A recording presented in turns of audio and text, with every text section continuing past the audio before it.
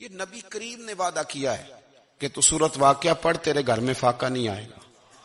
حضرت عبداللہ ابن مسعود رضی اللہ تعالیٰ عنہ بیمار تھے تو حضرت عثمان غنی رضی اللہ تعالیٰ عنہ تیمارداری کے لیے تشریف لے گئے اور جا کر کے کہا کہ آپ بڑے بیمار ہیں, آپ کی بیٹیاں زیادہ ہیں, میں چاہتا ہوں کہ خزانے میں سے کچھ مدد کروں. تو سیدنا عبداللہ ابن مسعود رضی اللہ تعالیٰ عنہ اٹھ کے بیٹھ گئے اور کہنے لگے امیر المومنین, اللہ آپ کو میری طرف سے, میری بیٹیوں کی طرف سے بہتر صلہ دے. میری بیٹیوں کو کسی خزانے کی ضرورت نہیں, میں نے انہیں خزانہ دے دیا ہے. کہا جناب آپ نے کون سا خزانہ دیا ہے, میں آپ کے مالی معاملات کو جانتا ہوں.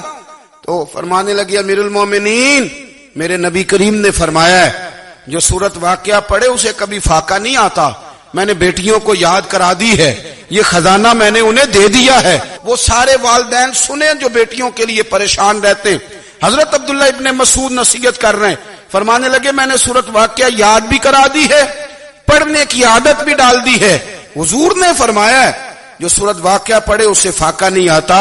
کہنے لگے چاند تو اپنی جگہ چھوڑ سکتا ہے, سورج گر سکتا ہے, تارے ٹوٹ سکتے ہیں, پر مدینے والے رسول کی بات غلط نہیں ہو سکتی. حضور نے فرمایا فاقہ نہیں آئے گا تو انشاءاللہ کبھی بھی نہیں آئے گا. کرنے کا کام یہ ہے کہ ہم اپنے معاملات, اپنی عبادات, اپنی دعائیں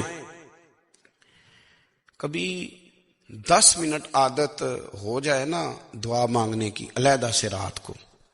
حضور نے فرمایا جو فرض نماز کے بعد دعا مانگے اللہ اس کی قبول کر لیتا ہے. نبی پاک صلی اللہ تعالی علیہ وسلم نے فرمایا اللہ مسافر کی دعا قبول فرماتا ہے.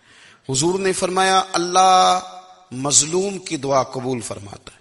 حضور نے فرمایا بیمار سے دعا کراؤ اللہ اس کی دعا قبول فرماتا ہے. میرے نبی پاک نے فرمایا ماں باپ جب بھی اولاد کے لیے ہاتھ اٹھائیں, ویسے تے بلے شاہ تو آسمانی اڈدیاں ہی پھڑ دیں, جڑا گھر بیٹھا انہوں بڑھیا ہی نہیں. حضور فرمانے لگے ماں باپ جب بھی اولاد کے لیے دعا فرمائیں اللہ ان کی دعا کو قبول کرتا ہے. آپ اپنا تعلق بنائیں, دعا کے ساتھ, عبادت کے ساتھ, مصلی کے ساتھ رشتہ بنائیں, استغفار پڑھیں. میرے نبی پاک نے فرمایا دعا مومن کا ہتھیار ہے. دعا مومن کا. حضور نے فرمایا تقدیر کو سوائے دعا کے کوئی چیز نہیں بدل سکتی.